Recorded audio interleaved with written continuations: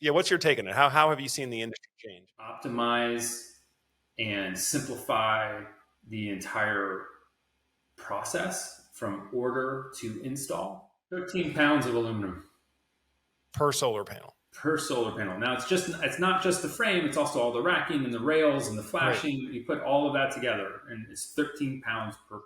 Because let's think about it. If you install a generator, you're not energy independent. You just went from being dependent on the electric company to being dependent on the propane company.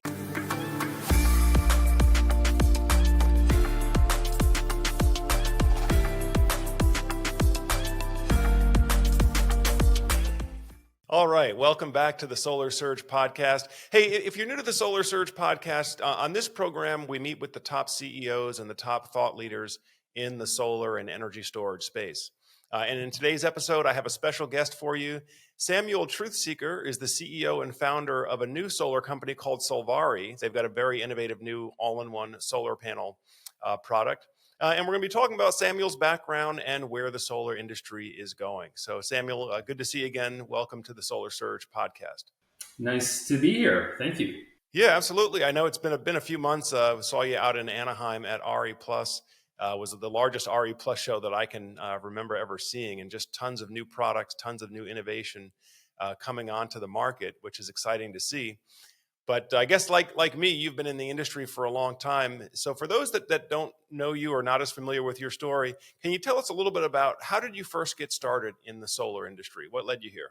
Yeah, so ever since I was little, I was very interested in nature and our planet and how we interact with the planet and our impacts on the planet. So, from starting a ecological club at my high school and their first recycling program to going into engineering with the studying engineering in college with the express intent of going into renewable energy. So from a very early age, I've been super interested in it and really enjoy the growing technology, how we are making an impact and seeing an industry grow to what it is today to a $60 billion industry in the US is phenomenal. And it's really been a great ride and really have had a lot of fun.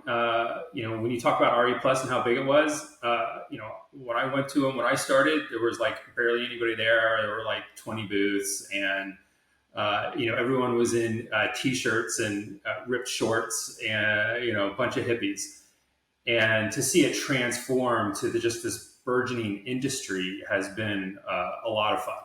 So, it's been good. Yeah. I mean, I know one of the things that I miss about the old days of solar is that, back in the day, it used to be all enthusiasts.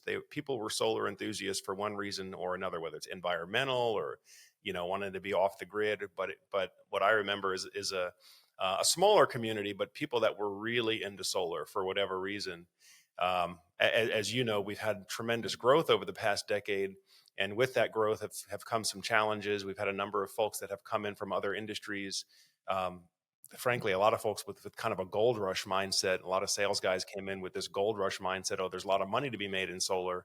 And now we're kind of seeing the tide wash out a little bit. And perhaps we're going to go back to a smaller community of folks that really, really do want to be here for the right reasons. Yeah, But what's your take on it? How have you seen the industry change? Yeah, well, we call that the solar coaster, right? And it's while it has been challenging, and I've seen people exactly like you're saying, they get in, they think it's a gold rush, they find out quickly how difficult the solar industry has been, and a lot of them don't last. And those that have been around for a long time, that are still in it, those are the real believers. Those are the folks that are, driven by a sense of commitment to, what the solar industry represents and its impact on the planet, and generating clean electricity.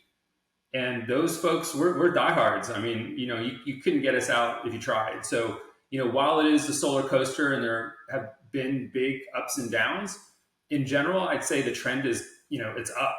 So, there is more room now for people that are in it just for the business, because it's a huge industry now. And so, you know, while it was fueled at the beginning by ideology, it's now a profitable business for a lot of folks. And so to get into it now, there are a lot of varying motivations, and I think that that's great because it makes for a bigger tent, makes for a more efficient organization when you bring in other talent that has experience in other industries, and I'm all for it. I mean, at the end of the day, where we're going and our impact on the environment and slowing climate change, you can't do it with a few people anyway. And at the end of the day, more talent that we bring in, the closer we're going to get to that goal, no matter what their motivation is.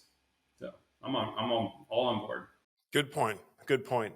No, and it is great to have more talented professionals coming in from other industries. Samuel, as you know, the last year and a half has been particularly tough for the residential solar contracting businesses.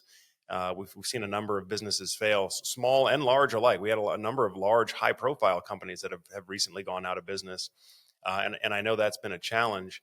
I'm curious, in your experience in solar, were you more on the engineering side, product side, or on the installation side of things?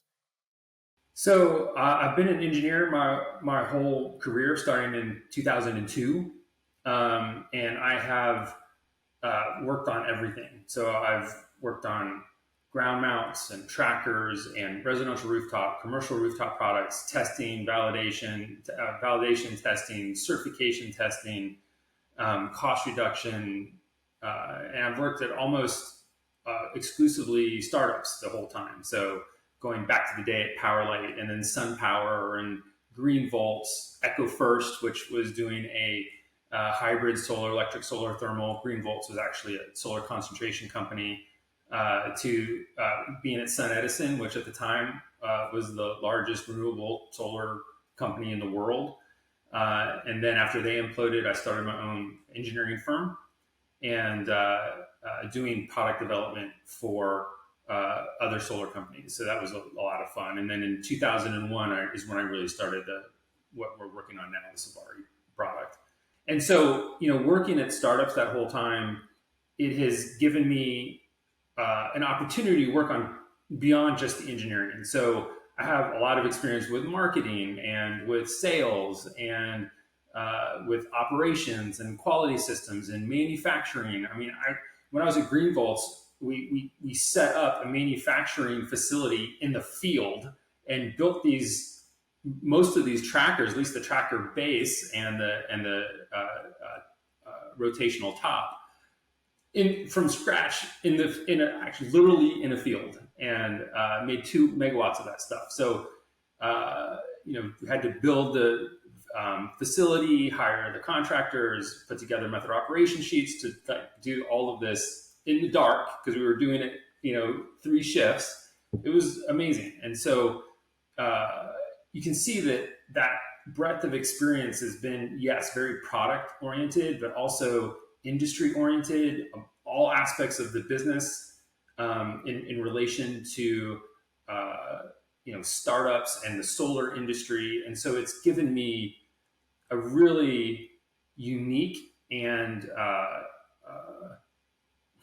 I'd say a wide breadth of not just a particular part of the industry, but from start to finish, from conceptualizing a product to manufacturing it, to getting it to the customer, to servicing it long term, and getting that whole feedback from the whole system from start to finish, and being able to see before you get started on a product how it's going to be received in the field. Because I did quite a few solar installations. I worked closely with installers. I have a good understanding. I've got a good contracting background as well in home construction.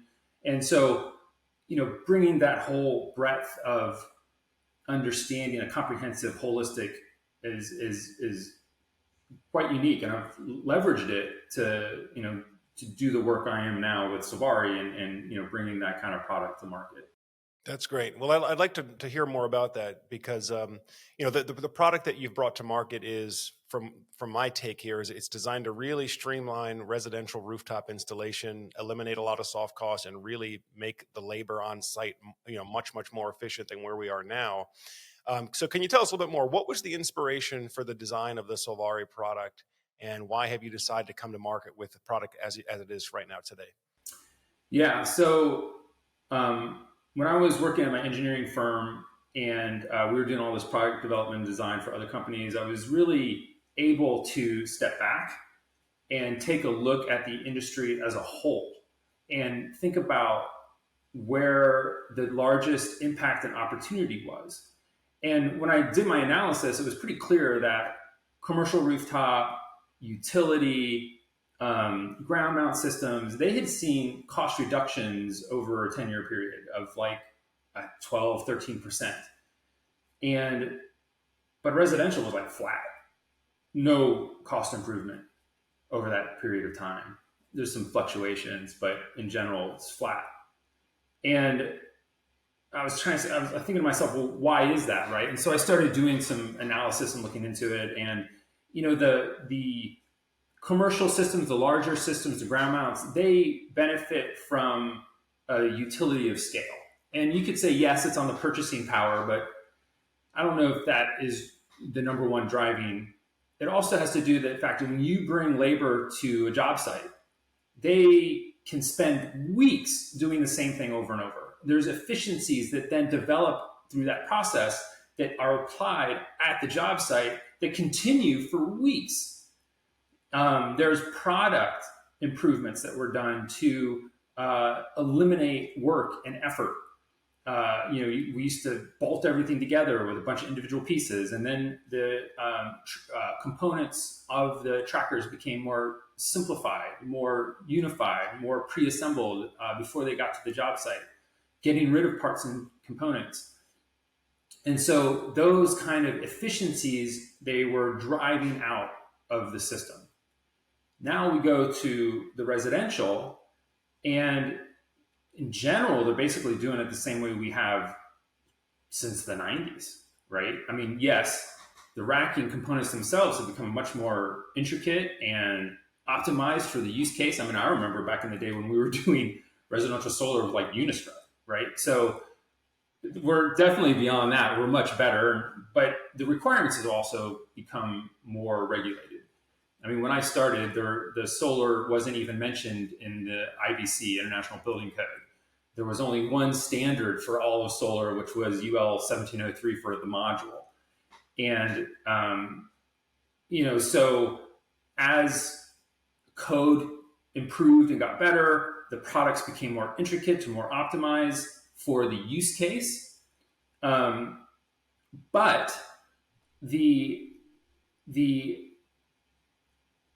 optimizations of the components didn't really lead to optimizations in efficiency of the overall process of just of how the organization operates and the products themselves in the speed of install. I mean, we saved, maybe an hour and a half total over this like product development cycle that went over 15 years, right? So no kind of efficiency gains as we were seeing in the ground mount systems. And so when I took a look at that, and I was like, well, why is that? Why haven't those product improvements yielded the same kind of cost reductions that we're seeing in the ground mount systems? And it really came down to the efficiency gains of these small product improvements don't scale because every job site is small. And then you have to pack it all down, go to another site and do it all over again. And so that type of small incremental change to the products wasn't translating to any kind of cost savings, especially for the business owner, right? So, hey, my crew takes all day to install a 6 kilowatt system. If it takes them 7.5 hours instead of 8, I can't monetize that. So my costs are basically the same, except my crew gets to go home early. And okay, so that was kind of the landscape I'm dealing with. I'm like, well, how do we improve that? Well, we've got to get these guys off the roof much faster, right? They have to, instead of being out there for 7 hours, they have to be out there for like 3. I mean, that was my initial benchmark, right? Because we're only going to make cost savings if we can get that crew to another job site in the same day. That's a step function change for the business, right? And and I was like, well, how do we do that? Well, we have to start off with simplifying the product, because as long as you're bringing 450 parts up to the roof to build a modest size array, it's going to take specialized skill. It's going to take specialized training. It's going to take you all day. There's nothing you can do about it. So you have to reduce that SKU count. And then I started going down the process of what that would look like, how that could be conceived, and a lot of the final journey of that exploration was onboarding as much as possible of all those components, or the function of those components, onto the solar panel itself. And because I had experience in solar panel manufacturing and design, and I had experience in racking, and I had experience with install and working closely with install partners, I was able to navigate the requirements for all these different siloed knowledge base, and sometimes competing requirements. And but worked through that, and came up with a very, very optimized solution where everything that you need is on board the solar panel. So you have one SKU for the entire installation up on the roof. And the result of that is we've seen installation crews do a 6 kilowatt system in less than an hour. And that means they can get to 1, maybe even 2 jobs in a day, which means that solar company can accelerate their revenue 2 or 3 times without hiring a new crew, without training them. And that allows them to grow their business, without increasing their overhead, their insurance, the number of vehicles they have, the tools and all that stuff. And then the other thing that was interesting is that because you've simplified the product, you've also simplified the organization itself. So there's a lot of resources that go into a solar installer company to do system design, make sure the parts and components are made to work together. Doing a system design specifically for a house, how many parts and components you're going to need, and then getting those parts and components to the job site. A lot of these companies will have like a warehouse because they buy in bulk to reduce cost, and then they have someone in that warehouse that has to pick all the parts and components, put in what's taken out of inventory, make sure there's an inventory management system, put it on the truck, make sure that's done right, put extra parts on the truck just in case, and the specialized vehicle to handle all the different parts and components. And so when you simplify it to one SKU, one part, one component, just this PV module, those roles and responsibilities go away in the organization. And so we've leaned out the organization as a whole, so that it becomes much more cost effective to get into solar as a residential solar installer. And they can grow their business with a much smaller overall organization. And so, this consolidation of components to optimize and simplify the entire process from order to install is I think the future of solar in general. We've seen it to some degree and still ongoing in the ground mount sectors. And this is, my contribution in the residential side. Excellent. Excellent. Yeah, I mean, I think that the integrated approach, or the idea of having things pre-assembled to the extent possible, makes sense. I'm thinking back now to years ago, the off-grid and battery-based systems we used to do back then. We used to literally have to piece the whole system together on site. Even the batteries themselves, we would take individual batteries, wire them together. Like, let's say we have 6-volt cells, we would wire them 8 in series to make a 48-volt nominal battery bank. That would all be pieced together on site. We would have separate charge controllers, disconnects, power distribution panels, inverters, all of that. Again, back in the day, we would have to assemble all those things on site. Very, very expensive. very costly in terms of labor, and you're tying up your resources in many cases for 2 or 3 days at a time at a single property because you had to build it all yourself. So what you've basically come up with is you take your solar module, your microinverter, your racking, your wire management clips, all your connectors, and just factory assemble it to where that module is prepped and ready to go, to where it's literally lifted to the roof, secure it to the roof decking, hit the trunk cable, and move on to the next one.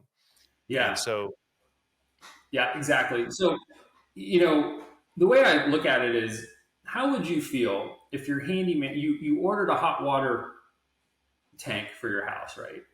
And 100 parts showed up in your driveway, and your handyman shows up and starts putting it all together.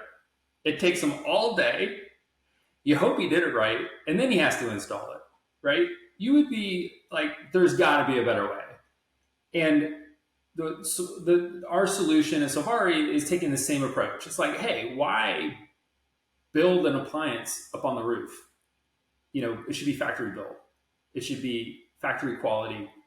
Minimize what the installer or handyman has to do, so that we have full quality control over the entire product. And so, what the way I look at it, where we're bringing solar is less of a contractor's trade and more of installing an appliance, and that's the way I look at it. makes a lot of sense. Makes a lot of sense. So Samuel, let's switch gears for a little bit here, because I know one of the things that you're really passionate about as well is sustainability, and making sure that the solar installation business is a sustainable business in terms of how we use materials. So tell us, how has your approach to your product design helped to increase the sustainability of the solar trade? Yeah. So when we look at residential solar today, you start off with a roof structure. So the roof itself has rafters and plywood sheathing, and it is a structure in itself. And then we put another self-sustaining structure, an aluminum rail system on top of that. And that structure is self-sustaining, it's self-supporting, and it's connected to the roof. And then we put a framed PV module on top of that. And the framed module is self-supporting. And so you can see we put structure over structure over structure. And that, when I was looking at a new product opportunity, I was like, well, that's just ridiculous. And the reason is that each one of these folks that are responsible for their part of the overall solution are constrained by what they can do. And the result of that is that we're using, on average, for a rail-based system, something like 13 pounds of aluminum per solar panel. And aluminum is actually a notoriously bad GHG produced product. From pulling it from the ground and getting the materials out, from smelting it to melting it again, to mix in the proper chemicals that you need, elements to produce the quality and grade of aluminum that you need for high strength aluminum for the solar industry, and then extruding that into a usable shape. There's a lot of impact on the environment. In fact, each module up on your roof, by the time it gets to your roof, just from the aluminum perspective, you're looking at like 335 pounds of GHG emissions for duplicative structures. And so what we've done so far is like, hey, we already have a solar panel there, right? And my experience in working with frameless panels in the past, I'm like, there is structure built into that solar panel, and we're using a glass construction for quite a few reasons, and one of them is for structural strength. And so it can sustain itself if it is properly held.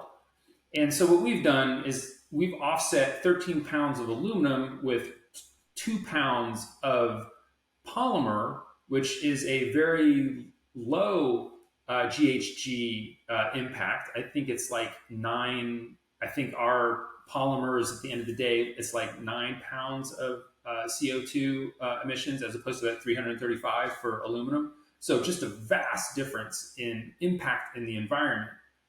And so we're using less materials. We're using materials that have a much less impact in their formulation and production.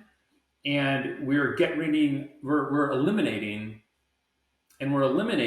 the duplicative structures. And so our mounts are strategically placed around the solar panel, and they attach directly to the roof structure. So when you hold a Solvari panel before it's been installed, there's some flexibility built into it.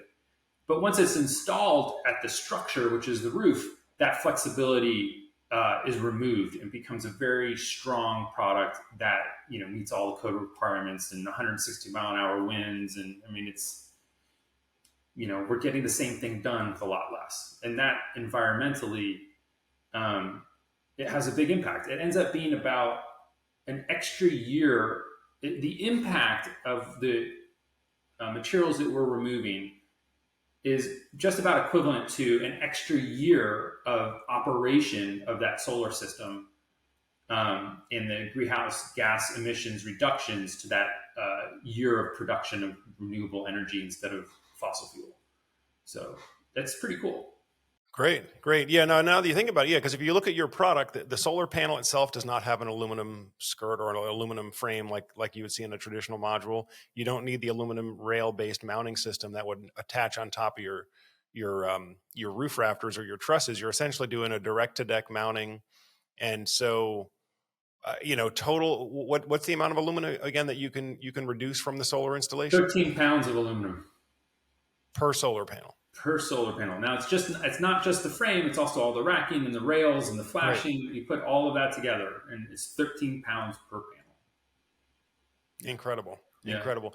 Well, I'm glad you mentioned that topic too, because that's criticism that the industry gets sometimes, is that, we're all about being sustainable and being green, but a lot of the processes, particularly for mining the chemicals that go into making these batteries, can be very, very rough on the environment. So it's nice to see that, you're able to kind of come around on both sides to help increase the sustainability of it. Yeah. Everything is going towards batteries now. California, as you know, California now has been over a year. They've done away with 1-for-1 net metering for their 3 largest utilities. We expect that the rest of the country, the utilities are going to follow similar suit to where they're no longer going to offer a 1-for-1 net metering buyback, which means more and more people are going to be installing battery storage along with their solar panel system. So how do you see that working out? Yeah. So, I think that in the long run, this is the solar coaster, right? So yeah, that hit us hard. I mean, the California did an amazing job building out a solar industry to support their goals, and then they did an amazing job destroying it. And I understand where they're going and the purpose, and I believe in the end goal. I don't think the execution was done well. But we do need to wrap this up in a bow. You do need more than just generation. You do need storage, right? And I don't believe that there's going to be one energy generation solution that's going to solve all of our problems. I think it's going to be a mix. I think as technology increases in different industries, we're going to have, and we should have, a mix of solutions, and having all those solutions compete. And I think that's going to be a pretty complex marketplace for years to come. And the same with batteries. And so we look at the storage industry and we talk about lithium ion batteries because that has been the kind of low cost, high density growth opportunity in storage. But you're right. I mean, it has some pretty significant impacts on the planet. Now, don't get me wrong. We need to do whatever we can. We need to do whatever we need to do to reduce greenhouse carbon emissions, because it doesn't matter if you save a family of newts if everything is dying because the planet is too hot. So I believe, first and foremost, we need to do whatever it takes to accelerate our clean energy production. And part of that is the storage, and we need that storage aspect. So Now, with that being said, lithium isn't the only solution out there, and we're looking at an expanding storage, and I want to say storage instead of battery, right? And we're looking at expanded storage solutions of it's exploding, and it's not just lithium. There's all these new chemistries coming out. There's just immense investment from the VC world into battery chemistries. Different startups working, looking for chemistries that are less impactful in whether the mining or just in the materials themselves, and in recycling and reuse. There's flow batteries, which are just the salt water and pumps, and so there's gravity storage, where I think is it's got efficiency issues, but hey, pulling a rock up a hill and having to come back down, or pumping water up to a reservoir and having to come down to a lower reservoir, this is like not rocket science, right? This is low tech, impactful ways to long term store energy. And so this is only growing, the different possibilities. And so, do I think lithium is going to be the product at the end of the day? I mean, I don't know if there's even enough lithium to pull out of the ground to make that happen with what our needs are. So, we are at the very beginning. I mean, storage has been around for a long time, but we're at the very beginning of the investment boom. And I don't think there's going to, just like in solar, there's many solar products, there's many ways of solving the solution. The same is going to happen, I believe, with storage. And so while we're going to see a lot of technologies fall to the wayside, at the end of the day, we're going to end up with multiple solutions in the marketplace, some of them optimized for the use case. We look at energy storage for a home, and I don't know if energy density is really the main issue there. I mean, if I have a 4x4 tank of salt water as an energy storage, 4 feet by 4 feet by 4 feet tank, oh, okay, I can put that in the back of the garage, no problem. It doesn't have to be a tight lithium ion, high density product on the wall. And so,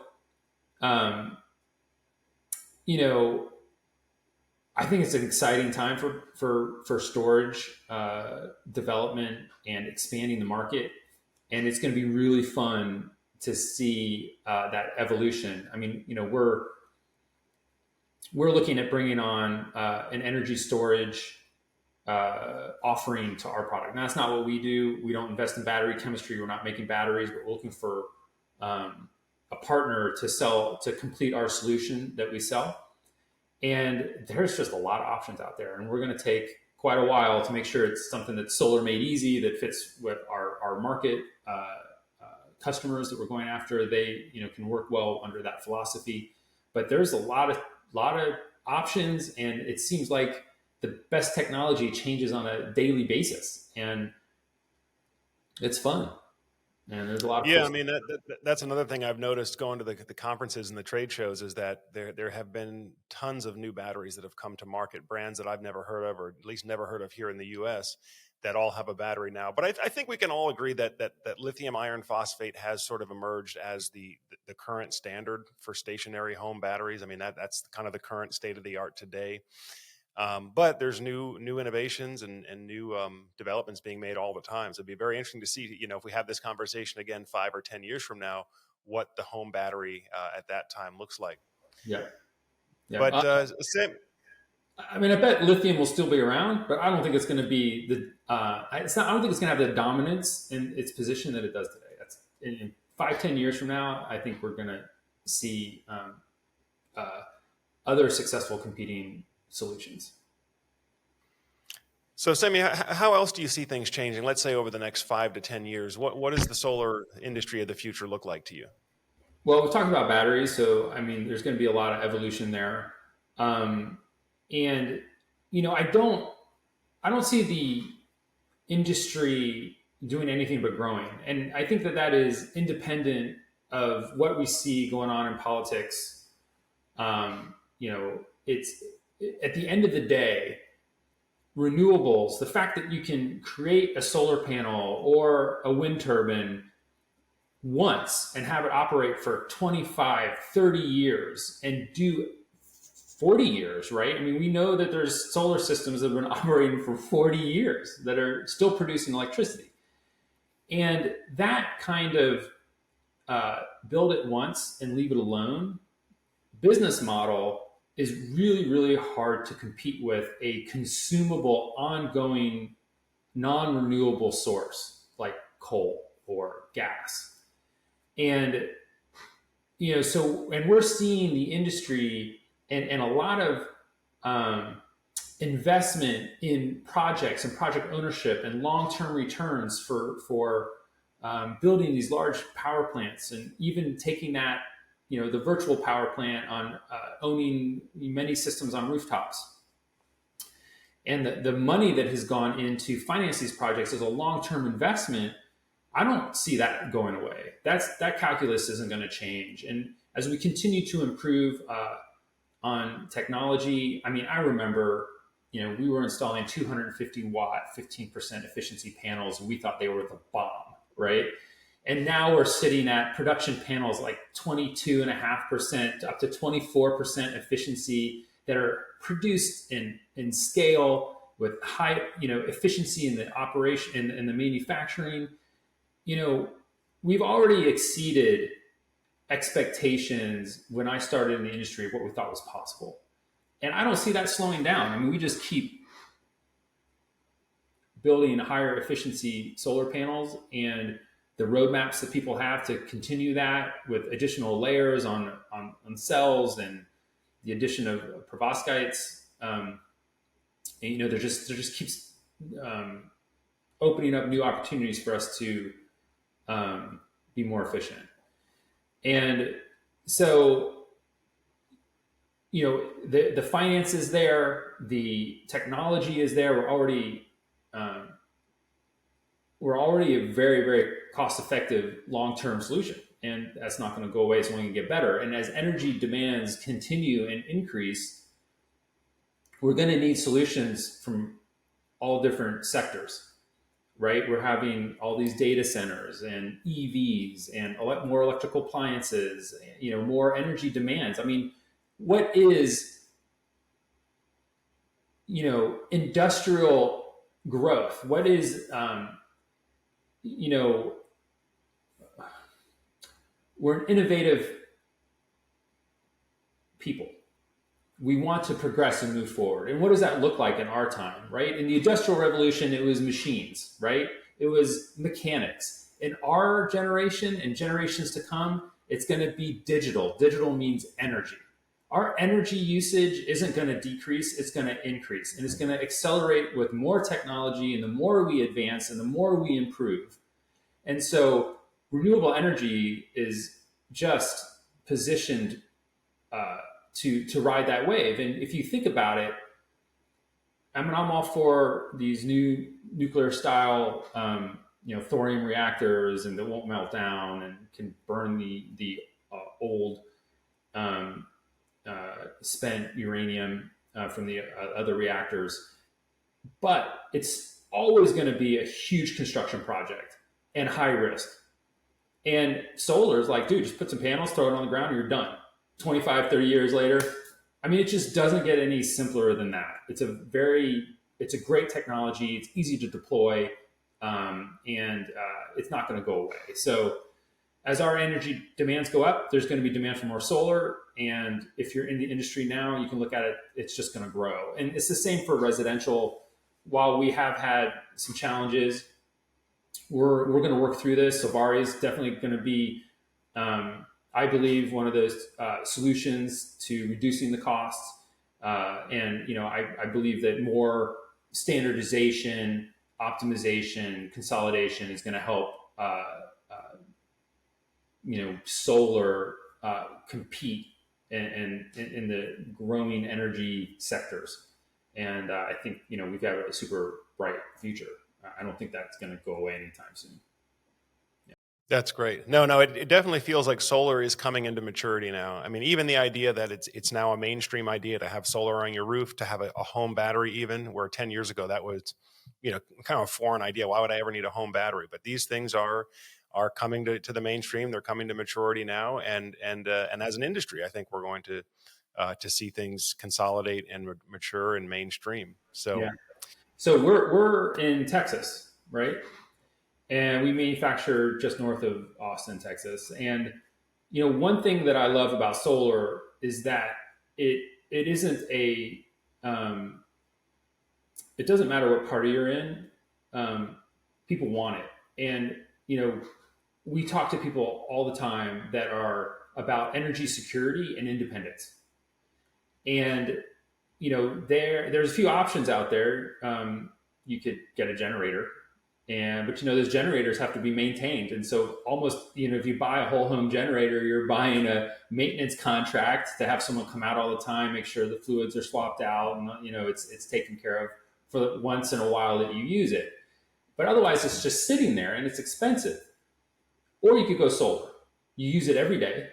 You have a product that is virtually maintenance free. And then when there are power outages, you're good to go, and you can ride it for however long it takes without having to go get gas from the gas station. And we're seeing as the batteries come on board and become more simplified, they'll be the installation experience will be very similar to, but easier than a whole home generator. And you'll be able to go for as long as you want when you start looking at the load management within the house when there is a blackout. So whether you want to save the planet or you want to save money and you want to be self-sustaining, I mean, like solar is like, it speaks to everybody. And I love that. And I love being in the industry that does that. And, everyone can get behind solar for a lot of different reasons. Yeah. No, I agree with you 100%. Solar is, in my view, is not a partisan issue. It's maybe people do it for different reasons. For me, it was more about that energy independence. Because let's think about it. If you install a generator, you're not energy independent. You just went from being dependent on the electric company to being dependent on the propane company. Yeah. But you still, you're still dealing with just inefficient, inconvenient energy sources. I think solar and batteries just make sense, especially as the technology now is coming into maturity. It's safe, it's clean, it's affordable. Yeah. There's so many reasons to embrace it. Yeah, exactly. Well, Samuel, I thank you for coming on and spending some time with us. Again, this has been a conversation with Samuel Truthseeker, CEO and founder of Solvari. They're the makers of the all-in-one factory integrated solar module with your panels, your microinverter, your racking, your wire management, all pre-built into a single SKU so you can really speed your residential rooftop installations. But that pretty much does it for the episode today. I thank you all for spending some more time watching the Solar Surge podcast. And until next time, I'm Joe Ordia here, encouraging you to get prepared and be empowered. Thanks for watching. We'll see you on the next episode.